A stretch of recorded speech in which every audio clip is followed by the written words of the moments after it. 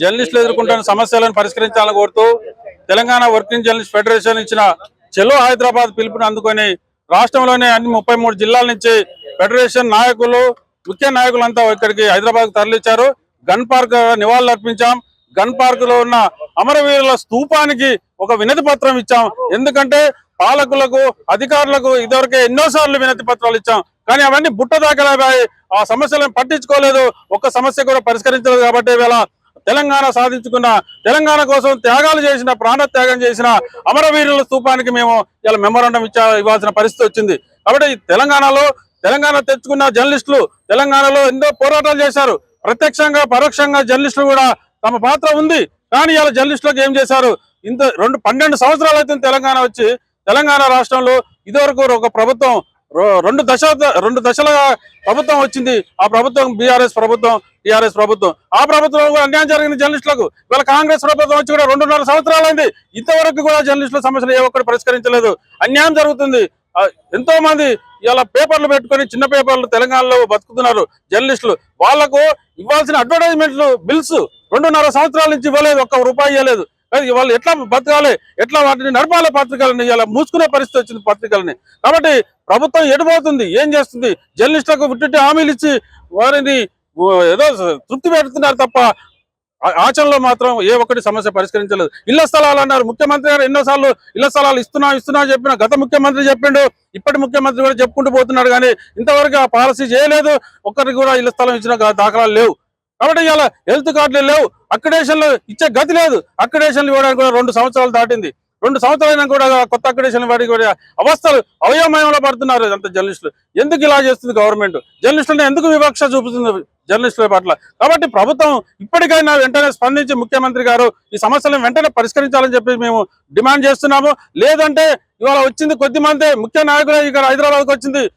అవసరమైతే రాష్ట్ర వ్యాప్తంగా ఉన్న జర్నలిస్టులందరినీ కూడా మేము కదిలించి మరొకసారి చలో అసెంబ్లీ లేకపోతే చలో సెక్రటరీ ముట్టడి కార్యక్రమం చేపడతామని చెప్పేసి మేము హెచ్చరిస్తున్నాం ప్రభుత్వానికి. ముఖ్యమంత్రి గారు ఇప్పటికైనా సానుకూలంగా సమస్యలను పరిష్కరించేందుకు కృషి చేయాలని చెప్పేసి కోరుతున్నాం.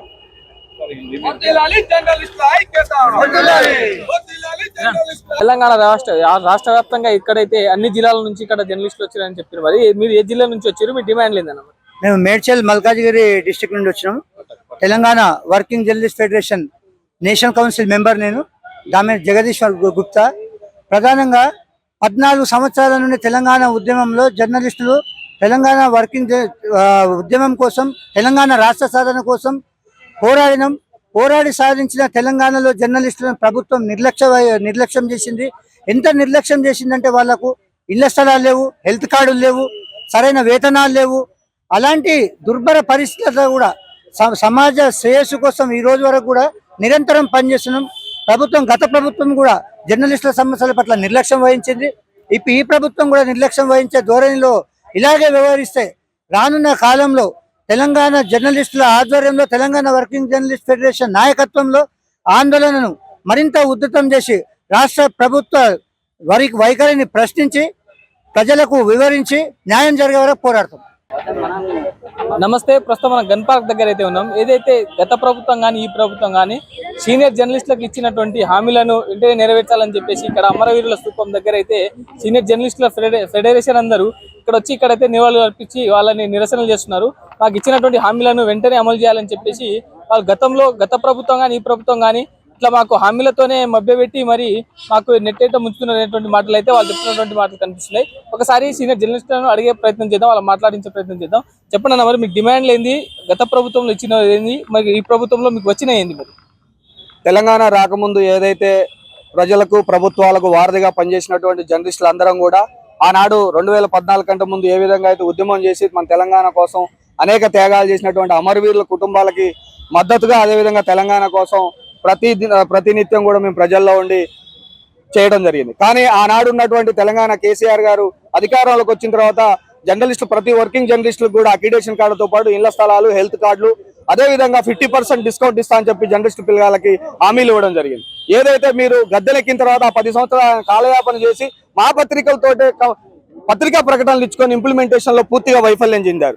ఎందుకంటున్నాం అంటే ఆ మాట, పత్రికా ప్రకటనలకే పరిమితం అనేది మేమే రాసేది, కానీ మాకు మాత్రం న్యాయం జరగట్లేదు. అంటే కలంతో వాడుకుంటున్నారు, కరేపాకు లెక్క విసిరేస్తున్నారు. మీరు చేసే వ్యవస్థ ఆ 10 సంవత్సరాలు అలా కాలయాపన చేస్తూ ప్రభుత్వాన్ని కాలం సమాప్యం చేశారు, గద్దె దిగారు, వాళ్ళు వెళ్ళిపోయారు. తర్వాత ప్రజాపాలన, ప్రభుత్వ పాలన, ప్రజల వద్దకే పాలన, మాది ప్రజాపాలన అని చెప్పేసి వచ్చినటువంటి కాంగ్రెస్ ప్రభుత్వం 2.5 సంవత్సరాలు దాటిపోయింది. 3వ సంవత్సరం కూడా కావస్తుంది. కానీ ఇంతవరకు జనరల్కి ఇచ్చినటువంటి ఏ ఒక్క హామీ కూడా నెరవేర్చలేదు. ఎందుకంటే INPR జియో నెంబర్ 103 ప్రకారంగా 46,706 మందికి 43,700 మందికి జర్నలిస్ట్ అక్రిడేషన్ కార్డులు ఇచ్చారు. ఒక రాష్ట్ర స్థాయిలో వచ్చేసి 16,000 మందికి ఇచ్చారు. జిల్లా నుంచి మండల స్థాయి నుంచి వచ్చే వారికి 28,000 చిల్లర పైచిలకు వారికి అక్రిడేషన్ కార్డు ఇచ్చారు. మేమేమంటున్నాం అంటే ప్రతి వర్కింగ్ జర్నలిస్ట్ కూడా అక్రిడేషన్ కార్డుతో పాటు టోల్ గేట్ల వద్ద కూడా మా జర్నలిస్ట్ ఫ్రీగా వదిలేయాలి. ఎందుకంటే మేము ఎటువంటి శాలరీస్ లేకుండా పనిచేస్తున్నాం. మాకు రెక్కాడదని డొక్కాడని పరిస్థితి. ఎందుకంటే దాంట్లో కూడా చిన్న ఎంపానల్మెంట్ కు సంబంధించినటువంటి కానీ చిన్న తరహా మధ్య తరహా పత్రికలు మూసేసే పరిస్థితికి వచ్చింది. ఎందుకంటే మీరు ఇచ్చినటువంటి గతంలో యాడింగ్ పర్పస్ కి ఇవ్వాల్సినటువంటి డబ్బులు కూడా ఎవరికి ఇవ్వట్లేదు.